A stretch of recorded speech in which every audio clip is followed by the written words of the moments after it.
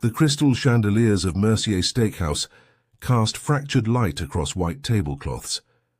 The air smelled of aged bourbon and seared wagyu. In the private dining room, Tanaka Hiroshi leaned back in his chair, gold cufflinks catching the light. He held a contract above his head like a trophy. His voice carried across the room in rapid Japanese. "These Americans sign anything you put in front of them." "Like children," his three associates laughed. The American business partners across the table smiled politely, not understanding a word. Maya approached with a water pitcher. Her emerald green uniform blended with the decor, designed to make servers invisible. She refilled glasses with practiced silence. Tanaka's eyes flickered to her. He continued in Japanese. "Watch this," then switched mid-sentence to English. "This contract represents our shared future, gentlemen." Maya poured water into his glass. Her expression remained neutral. He tested again, mixing languages. "Subangurashi future for everyone." His gaze studied her face for recognition. Nothing. Tanaka relaxed. He returned to Japanese, voice dripping with amusement.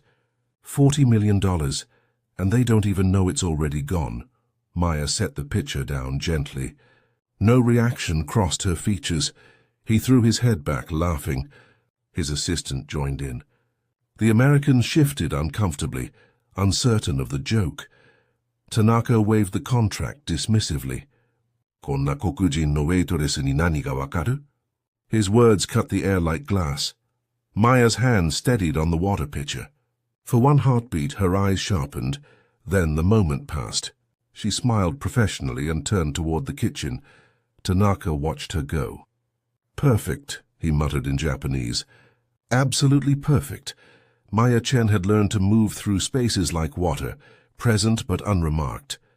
At 28, she'd perfected the art of functional invisibility. She pushed through the kitchen doors, the noise of clanging pots replacing the dining room's hushed elegance. Her reflection caught in the steel surface of a refrigerator, dark skin, hair pulled back severely, eyes that held secrets. Born in Osaka to an African-American Air Force sergeant and a Japanese language teacher, Maya had grown up between worlds. Her childhood was a constant translation, interpreting her mother's Japanese for American neighbors, her father's English for Tokyo relatives. Now she worked double shifts at Mercier, the city's most expensive steakhouse. The tips funded her final semester of law school. 3 months until the bar exam. 3 months until she could leave serving behind forever. Her dream was international corporate law. The intersection of language and legal systems fascinated her. How words could build empires or destroy them. She checked her phone during the brief break. A text from her study group about contract law. Ironic, given what she'd just witnessed in the dining room. Table 12 needs attention. Her manager's voice cut through her thoughts. Maya pocketed her phone. On it. She'd learned early that competence without credentials meant nothing. Her mother, fluent in 3 languages, had spent 20 years as a hotel translator, passed over for promotions repeatedly. "Let them underestimate you," her mother had told her. "Then strike when it matters." Maya loaded her tray with dessert plates. Crème brûlée for Tanaka's table. The torch caramelized sugar gleamed like fool's gold. She'd served hundreds of wealthy men who never looked at her face, who spoke freely, assuming she was decoration. Usually their arrogance was just tiresome. Tonight felt different. Tanaka's laughter echoed from the private room. Maya straightened her uniform and returned to the dining room. Her movements were choreographed precision, professional, unthreatening, beneath notice, exactly as she needed to be. Maya approached Tanaka's table, carrying the dessert tray. The Japanese millionaire had loosened his royal blue tie. His face was flushed with wine and confidence. "Gentlemen, this partnership will revolutionize our portfolio." Tanaka spoke English now, performing for his American investors. Robert Sullivan, a pension fund manager with silver hair, raised his glass. To new beginnings, they toasted. Maya placed dessert silently. Tanaka's phone buzzed. He glanced at it, then smiled. He spoke to his assistant in Japanese. "The Cayman account is ready. Transfer initiates at midnight." His assistant nodded. "All the documents are prepared." "Everything."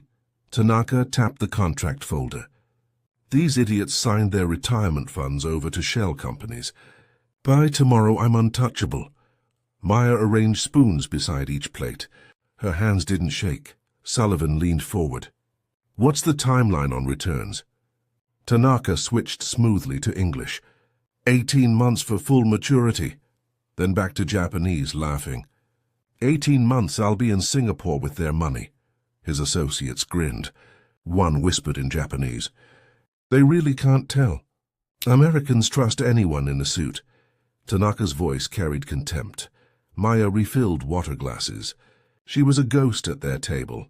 Sullivan reviewed documents. "The offshore structuring is legal. Completely legitimate," Tanaka assured him in English. Then muttered in Japanese, "Legitimate fraud. The best kind." His assistant choked on wine, trying not to laugh. Tanaka's confidence swelled. He picked up the contract and waved it lazily. His eyes found Maya. "Hey, sweetheart, you speak Japanese?" Maya looked up. "No, sir." "Didn't think so."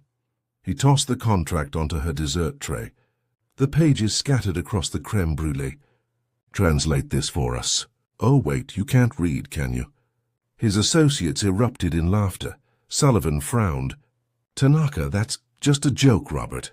Americans are too sensitive." Tanaka grinned at Maya. "No offense, darling. I'm sure you're very good at carrying plates." Maya gathered the contract pages carefully. Caramel smudged the corners. "Will there be anything else, sir?" "That's all. Run along now." She nodded, contract in hand. As she turned, Tanaka spoke again in Japanese. "Look at her.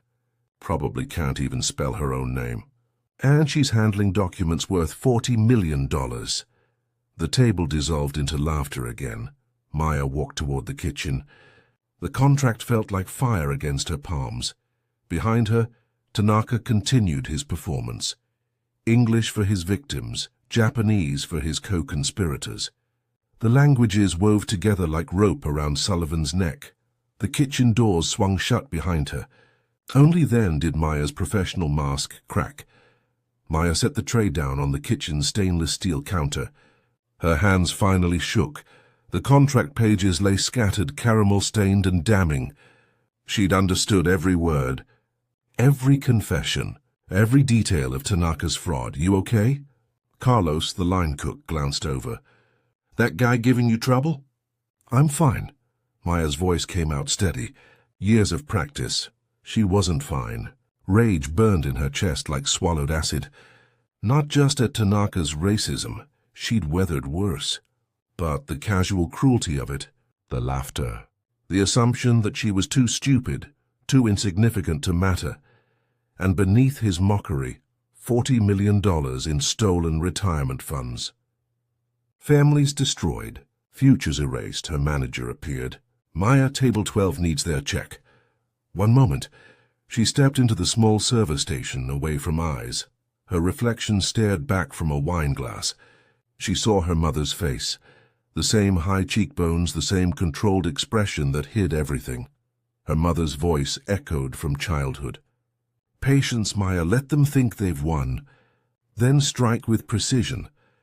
Maya had been 9 years old, watching her mother passed over for promotion again. A white man with half her credentials got the position.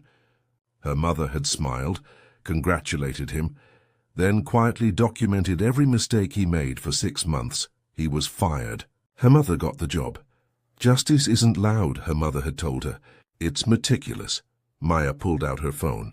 Her hands steadied as purpose replaced rage. She photographed each page of Tanaka's contract. The shell company names, the Cayman account numbers, the fraudulent investment structures. Each click of her camera was a promise. The kitchen door swung open. "Maya, check, please." "Coming." She slid her phone into her pocket. The contract pages went back onto her tray. Evidence of a crime smudged with dessert. Tanaka had thrown his confession at her feet, laughing. He'd made a critical error. He'd assumed invisibility meant blindness. Maya picked up the check presenter and returned to the dining room. Her smile was professional. Her eyes were calculating. Tanaka signed the bill with a flourish. "Keep the change, sweetheart. Buy yourself something nice. A $20 tip on a $4,000 dinner." "Thank you, sir." Maya's voice was honey. She knew exactly what she'd buy with his generosity. Justice had a price tag. And Tanaka Hiroshi had just made the down payment. Maya's apartment was 20 minutes from the restaurant. She drove through midnight streets, contract photos burning in her phone. At home, she collapsed onto her couch. Her law textbook stared at her from the coffee table. Constitutional law, criminal procedure, international business transactions. 3 months until the bar exam. She'd sacrificed everything for this moment. Sleep, social life, any semblance of balance. Her student loans totaled 6 figures. The restaurant was her lifeline. But tonight had unraveled something deeper. She opened her laptop and stared at Tanaka's shell company names. Her mind drifted backward, across years and oceans, Tokyo, 1997. Maya was 12 years old, translating at a parent-teacher conference. Her mother spoke limited English then. The teacher addressed every comment to Maya's father, ignoring her mother completely. "Your daughter is exceptional at languages," the teacher said. "She should pursue translation work." Her mother had stiffened. She understood more English than she spoke. She heard the subtext: translation, not law. Service, not power. That night her mother told her in Japanese, "They see your face and decide your ceiling. You must be twice as fluent, twice as credentialed, twice as undeniable." Maya's father, a master sergeant with 2 bronze stars, added his own lesson. Documentation defeats assumption. Evidence is the only argument that matters.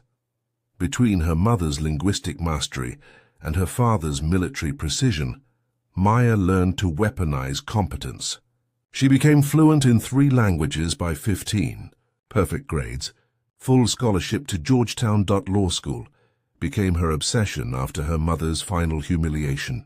At 60, passed over one last time for a promotion, her mother quit. 25 years of expertise dismissed because her accent was difficult for clients. Maya had held her mother while she cried, then made a vow. She would become the kind of lawyer who crushed exactly this kind of contempt. The bar exam was her last barrier. 3 months of brutal preparation. Then she'd join Professor Kenji Sato's international law firm, if she passed. She looked at Tanaka's contract photos again. The fraud was elegant. Complex offshore structuring, layered shell companies, transfer timing that avoided standard regulatory flags. 20 American families would lose everything. Retirement accounts drained by a man who saw them as trusting fools. Maya's phone showed 2 a.m. She had to be back at work at 10 a.m., but sleep was impossible. She opened her laptop and started typing an email to Professor Sato. Subject line: Urgent witnessed investment fraud. Her mother's voice whispered again. Let them underestimate you. Then strike. Maya attached the contract photos. Her finger hovered over the send button. This could destroy her restaurant job. Could jeopardize her bar exam. Could mark her as a troublemaker before her career even started. She thought of Tanaka's laughter, his casual cruelty, the $40 million he'd steal. She pressed send. Professor Sato's response arrived at 6 a.m. Maya had managed 2 hours of sleep. Call me immediately. This is prosecutable. Maya's hands shook as she dialed. Sato answered on the first ring. Miss Chen, walk me through exactly what you witnessed. Maya recounted everything. Tanaka's Japanese confessions, the contract details, the timeline. Her voice was clinical, precise. Sato was silent for a long moment. You're certain he said midnight transfers? Certain. And he mentioned being in Singapore tomorrow. Then we have less than 18 hours. Sato's keyboard clicked in the background. I'm sending these photos to an SEC contact. But Maya, here's the problem. Photos aren't enough. We need corroborating testimony. Recorded confession, ideally. Maya's stomach sank. I didn't record anything. Can you get access to him again? He's coming back tonight. Victory dinner with his partners. 7 p.m. Perfect. Sato's voice sharpened with strategy. This is what you'll do. Get a recording device. Your phone works if you're in a one-party consent state. Document everything he says. Don't engage. Don't reveal your understanding. Just record. But I know you're not an investigator. I know this is asking a lot. But $40 million is being stolen tonight, and you're the only person who can stop it. Maya thought of her mother, of Sullivan's trusting face, of every assumption Tanaka had made about her. I'll do it. One more thing. Sato's voice softened. Be careful. Men like Tanaka are dangerous when cornered. If he suspects you understand him, leave immediately. Maya ended the call. Her reflection in the bathroom mirror looked different. Not a waitress. Something sharper. She researched Tanaka during her morning coffee. His investment firm, Tanaka Global Holdings, managed over $200 million. His clients were pension funds, university endowments, union retirement accounts. The fraud wasn't just stealing from Sullivan. It was stealing from teachers, firefighters, nurses, people who'd trusted their futures to careful investment. Maya found an article from 6 months ago. Tanaka photographed at a charity gala, smiling beside a Japanese flag. The caption praised his bridge building between American and Asian markets. The bridge was a trap. She checked her recording app. Tested the microphone. The audio was clear. Her shift started at 4 p.m. Tanaka's reservation was 7 p.m. 3 hours to prepare. Maya pulled her emerald uniform from the closet. She'd worn it 100 times, invisible in luxury spaces. Tonight invisibility was her weapon. Her phone buzzed. Professor Sato again. FBI contact is standing by. Get that recording. We'll handle the rest, Maya's heart hammered. This was bigger than she'd imagined. Federal prosecution. Potential prison time for Tanaka. She thought of his laughter. His assumptions. His certainty that she was too insignificant to matter. He was about to learn the cost of underestimation. Maya dressed for work. The uniform fit like armor now. The private dining room gleamed with evening light. Tanaka arrived early, his associates trailing behind. He wore a different suit, charcoal with gold threading. Victory clothes, Maya greeted them professionally. Welcome back, Mr. Tanaka. Your table is ready. He barely glanced at her. Champagne. The crystal.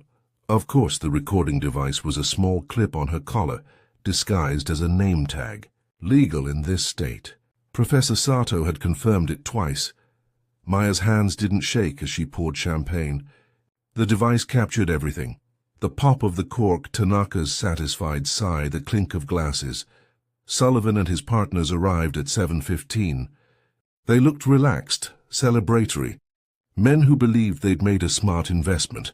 Maya served appetizers in silence. Her heart thundered, but her expression remained neutral. Tanaka grew comfortable quickly. He spoke to his assistant in Japanese. The transfers are queued. Midnight automatic processing. All 40 million. Every cent. By morning it's scattered across 15 accounts, untraceable. Maya arranged bread plates. Her device captured every word. Sullivan raised his glass. To Tanaka Global Holdings. To partnership, they toasted. Tanaka's smile was predatory. He continued in Japanese. To American stupidity. They'll realize the truth in 6 months. I'll be long gone, his assistant laughed. They really don't suspect. Look at them. Sullivan probably can't even find the Cayman Islands on a map. Maya refilled water glasses. Invisible, essential. Sullivan leaned forward. The quarterly reports. We'll receive those electronically? Of course.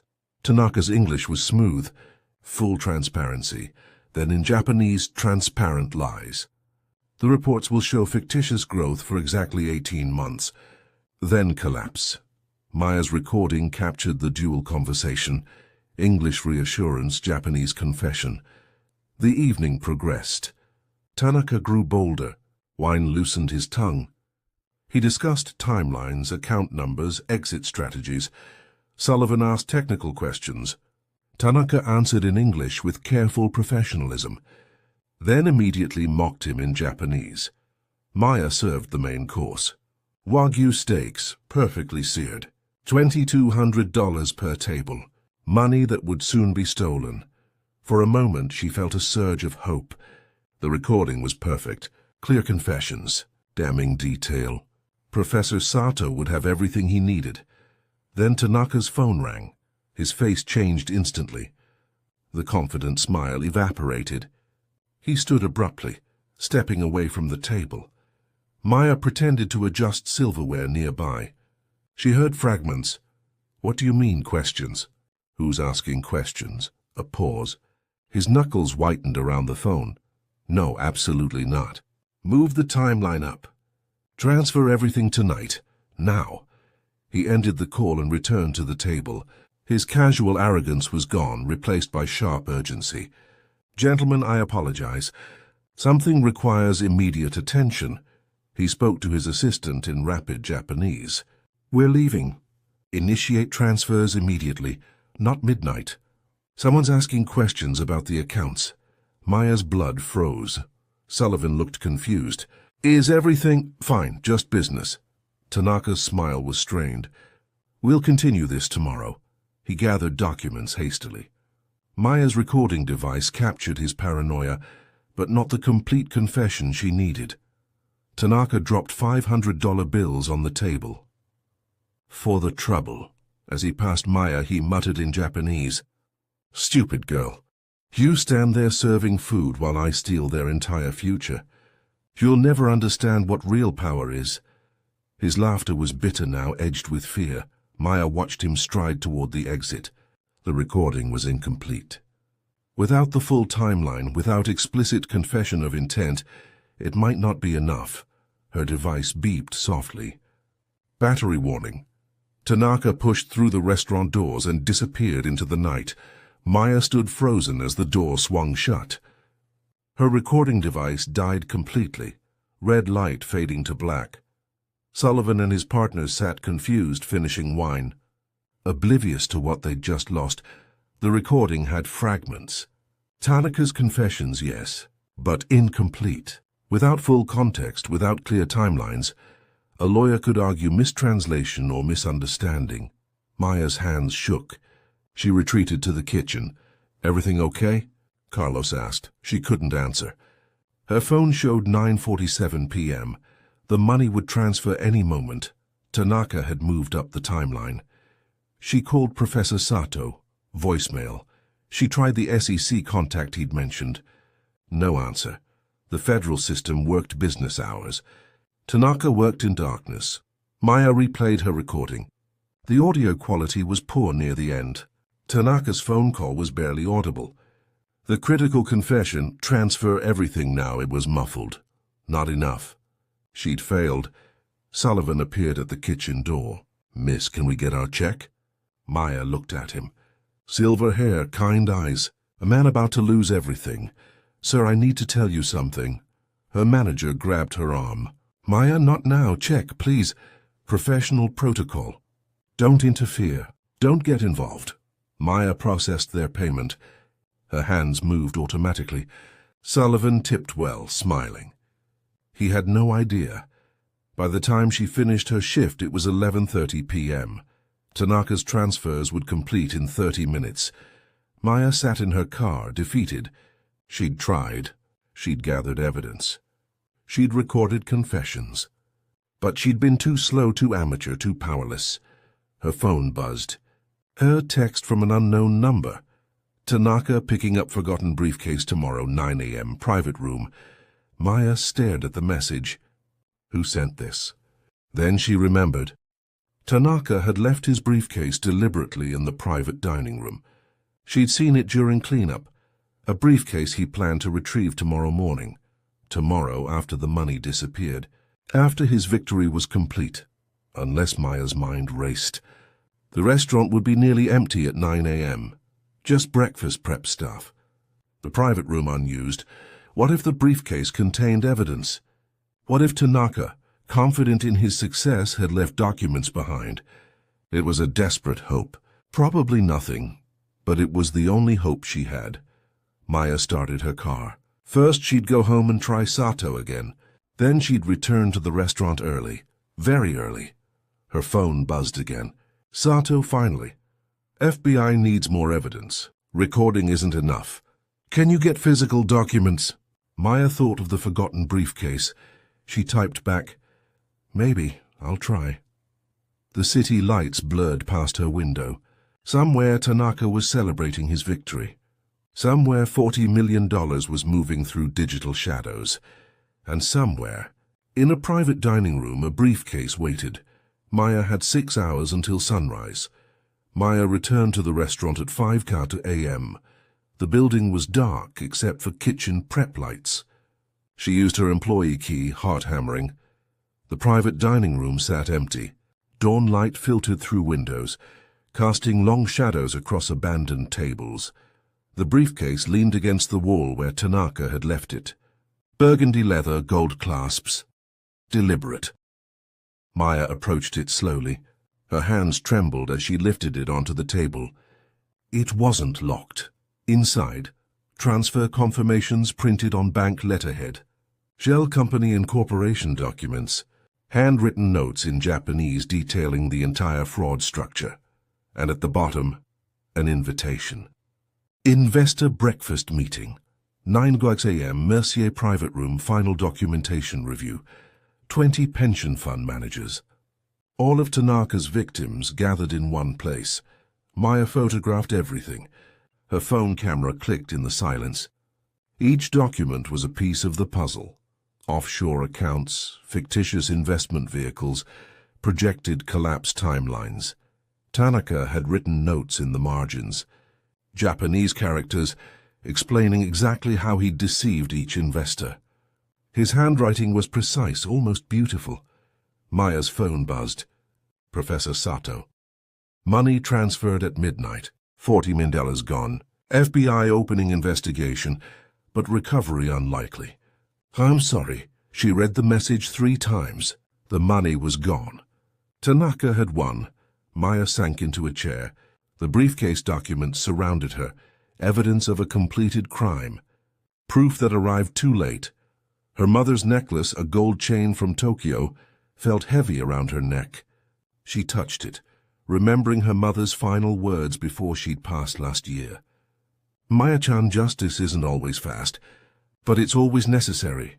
The breakfast meeting was in 4 hours. Tanaka would arrive victorious, untouchable. The investors would sit there, not knowing their futures had evaporated overnight. Maya looked at the documents again. The evidence was complete now, every detail of the fraud, documented in Tanaka's own hand. But what could she do? She was a waitress with a law degree she couldn't yet use. She had no authority, no platform, no power, except one thing she could translate. Maya called Professor Sato at 6 a.m. He answered immediately, voice heavy with defeat. Maya, I heard about the transfers. I'm sorry. We tried. The breakfast meeting, Maya interrupted. Tanaka's hosting 20 investors at 9 a.m. Here. And I found his briefcase. It has everything. Silence.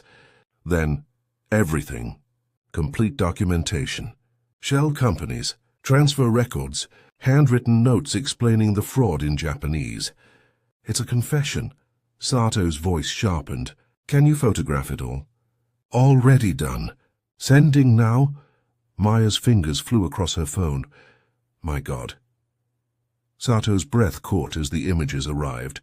This is prosecutable. This is slam-dunk evidence. But the money's already gone. What if he confessed publicly, in front of all his victims? He'd never... Sato paused. Wait, you're thinking of translating. He doesn't know I speak Japanese. He'll talk freely. And I can expose him in real time in front of everyone. That's incredibly dangerous, Maya, if he realizes I'm doing it. Her voice was steel. Can you get FBI agents there? Sato was quiet for a long moment. Yes, I have a contact who owes me. They can pose as investors. But Maya, you need to understand. Once you start this, there's no going back. You'll be a witness in a federal case. Your life will change. Maya thought of her mother, of Sullivan's trusting face, of Tanaka's laughter. My life already changed. Last night, when I decided to care. All right, Sato's keyboard clicked rapidly. 2 agents will be there by 8:45. Names Chen and Rodriguez. They'll sit in the back. When you're ready to expose him, give them a signal. They'll take over. What signal? Say his full name in Japanese. Tanaka Hiroshi-san. That'll be their cue to move. Maya hung up and returned to the briefcase. She organized documents by category, transfers, shell companies, victim accounts. Each stack was a chapter in Tanaka's fraud. Her manager arrived at 7 a.m., surprised to see her. Maya, you're not scheduled until 10. I know. I wanted to prep the private room. Big breakfast meeting. He nodded, distracted by morning tasks. Maya set the room meticulously. 20 place settings, water glasses, coffee service. She positioned herself where she'd have clear sight lines to everyone. At 8:45, 2 people arrived. A woman in a grey suit, a man in navy. They showed the host a business card. Maya caught the names. Agent Chen, Agent Rodriguez. They sat in the back corner. Agent Chen's eyes met Maya's briefly. A small nod. The other investors began arriving. Sullivan came early, looking tired but hopeful. Maya served him coffee. Big day, he said cheerfully. Yes, sir. Maya's voice didn't waver. Very big. At 8:58, Tanaka entered. He wore ivory, expensive fabric that caught the morning light. His smile was relaxed. A man who'd already won. He retrieved his briefcase from the corner, flipped through documents briefly, nodded with satisfaction. Then he looked directly at Maya. Coffee, sweetheart, and make it quick. We have important business. Maya poured his coffee with steady hands. The recording device on her collar was fresh, fully charged. Professor Sato had texted final instructions. Let him talk. Document everything. When you're ready, translate publicly.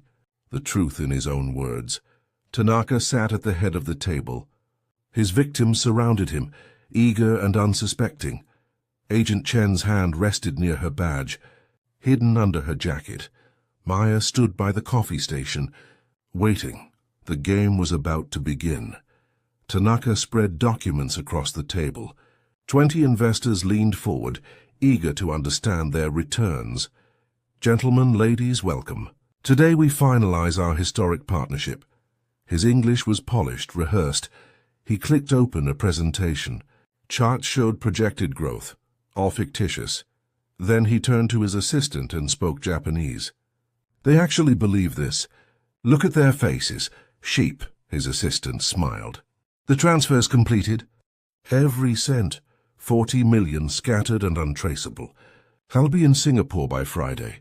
Sullivan raised his hand. The offshore structuring. Can you explain the tax advantages? Tanaka answered smoothly in English, then muttered in Japanese. Tax advantages of your money disappearing forever. Laughter from his associates. Maya refilled coffee cups silently. Her recording device captured everything. Tanaka grew bolder. He gestured to the charts. Your retirement funds are now positioned for maximum growth. In Japanese, maximum loss. But you're too stupid to read the fine print. More laughter. Agent Chen's eyes tracked Maya, waiting for the signal. Tanaka pulled documents from his briefcase, the same ones Maya had photographed. These final papers confirm the account structures. He held them up triumphantly. Then spoke Japanese again. Confirmation of the greatest theft I've ever accomplished. 40 million from American idiots. Sullivan frowned. What did you say? Just expressing gratitude in my native language. Maya set down her coffee pot. Her voice cut through the room. Excuse me, Mr. Tanaka. The room went silent. Every head turned. Tanaka looked annoyed. What? Yesterday you asked me to translate your contract. I can do that now. His face paled. What are you... Maya pulled out her phone. I've been speaking Japanese all morning, discussing transfers, shell companies, theft. I recorded everything. You're insane. You don't speak. Watashi wa Nihongo o hanashimasu. Maya's Japanese was flawless. I speak Japanese fluently. I understood every word. Tanaka's mouth opened. No sound came. Maya pressed play on her recording. His voice filled the room. 40 million scattered and untraceable. These American idiots. She translated each line. Her voice was steady, clinical. They're too stupid to read fine print. Maximum loss for them. The greatest theft I've ever accomplished. Sullivan's face transformed from confusion to horror. Other investors gasped. One woman covered her mouth. Tanaka lunged toward Maya. You lying! Agent Chen stood, badge raised. FBI, Tanaka Hiroshi, don't move. Agent Rodriguez circled behind him. You're under arrest for wire fraud, investment fraud, and conspiracy. Tanaka spun wildly. This is entrapment! She tricked me. Maya stepped forward. You tricked yourself. You assumed I was too ignorant to understand you. She held up her phone. I have everything. Every confession. In your own voice. She turned to the investors. The money was transferred last night at midnight. $40 million to Cayman shell companies. These documents, she gestured to Tanaka's briefcase, contain his complete fraud structure. Handwritten notes explaining how he deceived each of you. Sullivan stood slowly. His voice shook. Our retirement funds, gone. But these recordings and documents will help the FBI recover them. Maybe not all, but some. Tanaka's face twisted with rage and disbelief. He stared at Maya like seeing her for the first time. You're just a waitress. Maya met his eyes. I'm a law school graduate, bilingual, and I just became the key witness in your federal prosecution. She spoke his name clearly. Tanaka Hiroshi-san. You called me stupid. You said I'd never understand real power. She gestured to the agents handcuffing him. Now you do. Agent Chen took the briefcase. Miss Chen will need your full statement. I'll give you everything. Tanaka was led away, still protesting in Japanese. Maya translated his final words for the room. He's saying it's not fair, that he was careful, that he did nothing wrong. Sullivan approached her. Tears streaked his face. You saved us. I tried to warn you last night. I'm sorry it took so long. The room erupted in questions. Agents took statements. Investors wept and raged. Maya stood in the center of chaos. Her emerald uniform felt different now. Not invisible, necessary. She'd served justice instead of coffee. 3 months passed like wind through autumn leaves. Maya sat in a leather chair, bar exam results displayed on her laptop screen. Pass glowed in bold letters. Professor Sato called immediately. Congratulations, Counselor Chen. The title felt surreal, real. The FBI had recovered 32 million of the 40 million stolen. Tanaka's Singapore accounts were frozen, his shell companies dismantled. He faced 30 years in federal prison.